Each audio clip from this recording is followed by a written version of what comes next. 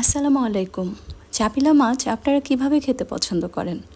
আমার কিন্তু করলা দিয়ে চাপিলা মাছের মাখো মাখো চচ্চড়ি খুবই ভালো লাগে।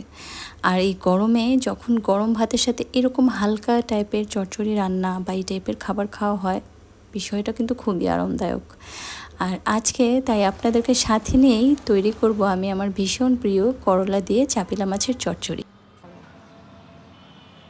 প্রথমেই আমি চাপিলা মাছগুলো খুব ভালো করে ধুয়ে পরিষ্কার করে নিয়ে নিয়েছি।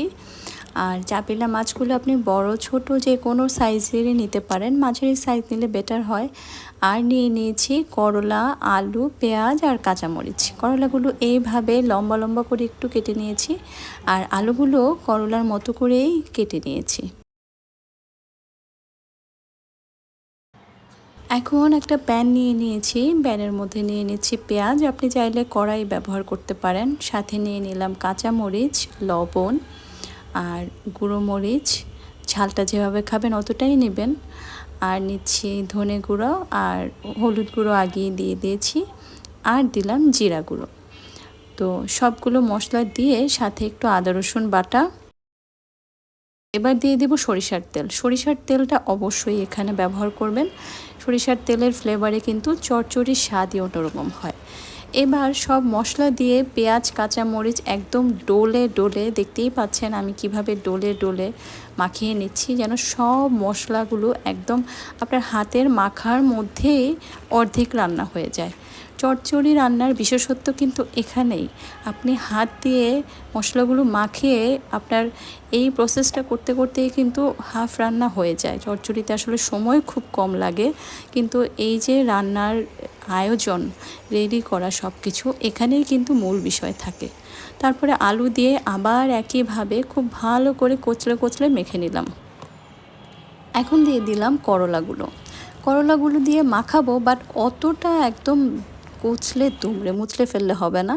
করলা একটু হালকা হাতেই মাখাবেন, খুব বেশি কচলানোর দরকার নেই, যেহেতু করলা একটা তেতো সবজি। তাই এই সবজিটা রান্না করার সময় কিছু টিপস এবং ট্রিক্স ফলো করতে হয়। করলা কখনোই বেশি কচলাতে হয় না, বেশি রান্না করতে হয় না, তাহলে এর তেতো ভাবটা বেড়ে যায়। তারপরে আমি মাছগুলো দিয়ে দিলাম। মাছগুলো দিয়েও কিন্তু একই বিষয়, খুব আলতো হাতে মাখাতে হবে, কারণ ছোট মাছ এমনিতেই নরম থাকে। আপনি যদি খুব বেশি মাখামাখি করেন, মাছটা দেখা যাবে নরম হয়ে যাবে বা ভেঙে যাওয়ার সম্ভাবনা থাকে। যখন মাছটা মশলার সাথে মাখা হয়ে যাবে সবজির সাথে, তখন আমি মাছগুলো তুলে নিব। নিচে সব মাছগুলো পড়ে যায় মাখামাখি করতে করতে, তো তুলে সবগুলো উপরে খুব সুন্দর করে বিছিয়ে দেব।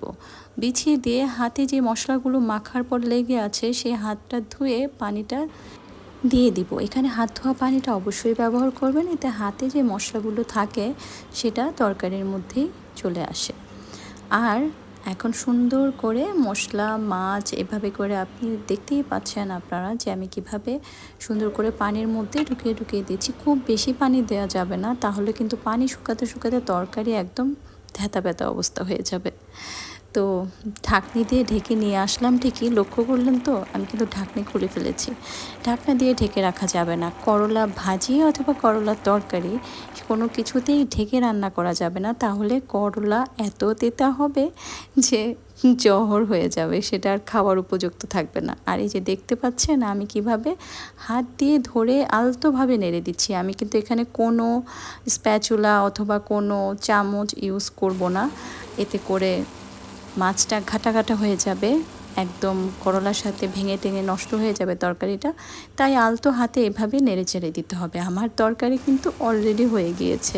চচ্চড়ি তরকারি এরকমই হয়, আপনার মিডিয়াম টু ফুল আঁচে চচ্চড়িটা রান্না করতে হয়। তারপরে যখন ঝোলটা মাখা মাখা একদম নিচে চলে আসবে, ঘন হয়ে যাবে, ধনেপাতা দিয়ে তরকারি নামিয়ে ফেলবো। ব্যাস, দেখলেন তো কত ঝটপট হয়ে গেল আমাদের চচ্চড়ি তরকারিটা। যতটাই ঝটপট হয়েছে এই তরকারিটা ততটাই মজা। আর করলার আরেকটা টিপস আপনাদেরকে অবশ্যই দিব, সেটা হচ্ছে করলা কখনোই ওভারকুক করতে হয় না, অনেক বেশি রান্না করতে হয় না। এতে করে করলা তেতো হয়ে যায়, আর সেটার স্বাদ এবং গুণগত মান ঠিক থাকে না। তো এই গরমে এই তরকারিটা রান্না করে খাবেন তো আপনারা, অবশ্যই জানাবেন আমাকে। ভালো থাকবেন, আল্লাহ হাফেজ।